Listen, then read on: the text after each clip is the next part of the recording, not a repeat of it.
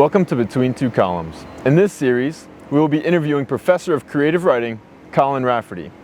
In this episode, Professor Rafferty is going to explain the importance of a liberal arts degree in today's society.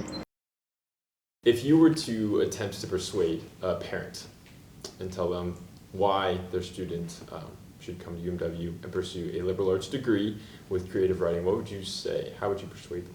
Well, there's a couple of things that I might do, right? I could very easily talk about the studies that show that what employers are looking for most are skills in critical thinking and in written expression and oral expression, and then point out like that is absolutely the wheelhouse of the creative writer. Right? That is what they are doing all the time. And I can point to all the things that our alumni are doing, advertising or lobbying or teaching or a dozen, 2 dozen, 3 dozen other fields.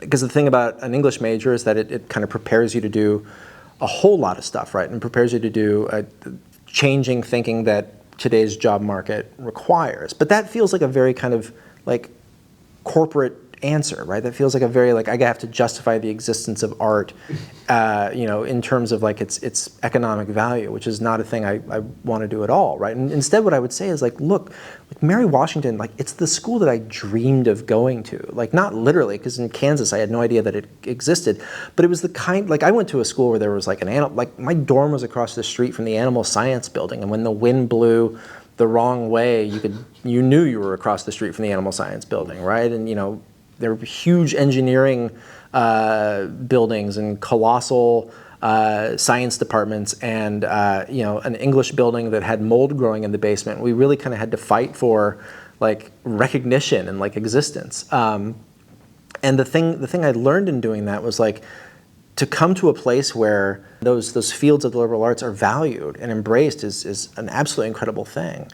And it's a place to find out who you are as a person, and a place to find out what it is that what your place in the world is, and what change you can make, and what role you can fill.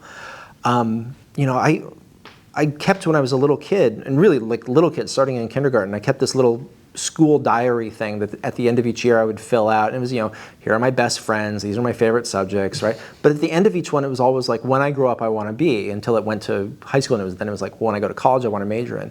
And I answered every year, starting in kindergarten, I said, I want to be a writer, right? And I felt some kind of call to it, which sounds very mystical and very woo, but like it's this thing that I felt I had to do.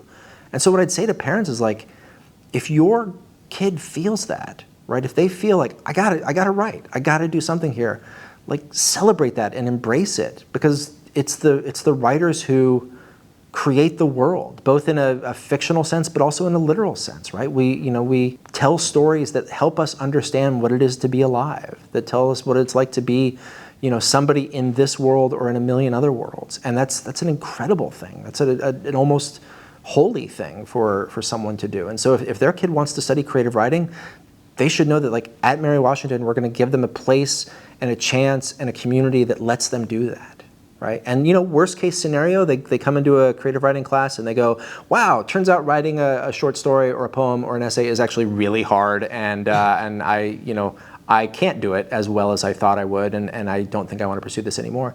But in the best case scenario, they go, this is exactly who I was meant to be. Mm-hmm. Right. This is exactly the way that I want to approach the world and understand things. Do you still have those journals? Yeah. No, my dad is fond of sending me like copies of the page that say like, my terrible 5-year-old handwriting, right? I want to be a writer. So that's awesome. Yeah. What common misconceptions do you think parents have about sending their kids to a liberal arts college? Parents, I assume, not being one, but I think parents want what's best for their kid, and I think for that, often that kind of translates to, will they be financially secure?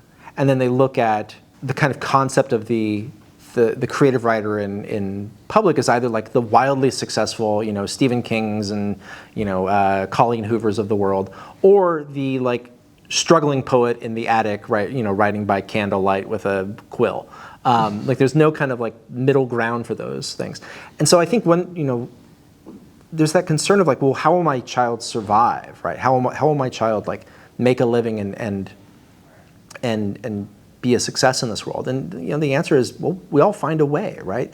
The thing about Stephen King and Colleen Hoover and the top echelon of bestsellers is that like they're some of the very few people who can make a living being writing. All of us have to do something else, right? I got lucky and happen to have a job that I really love where I get to talk about writing with people. But the short answer is like we find a way to do it, right? We find because we feel that call, we find a way to do it. And so your kid will find a way, right? If it's meant to be, they will find a way. How would you explain your research to me as if I was a 5-year-old? I'm not. Right. As if I was. I write stories, but the thing about the stories that I write is that they're not made up or fairy tales or anything like that, but they're stories about the real world around us and how incredible it is.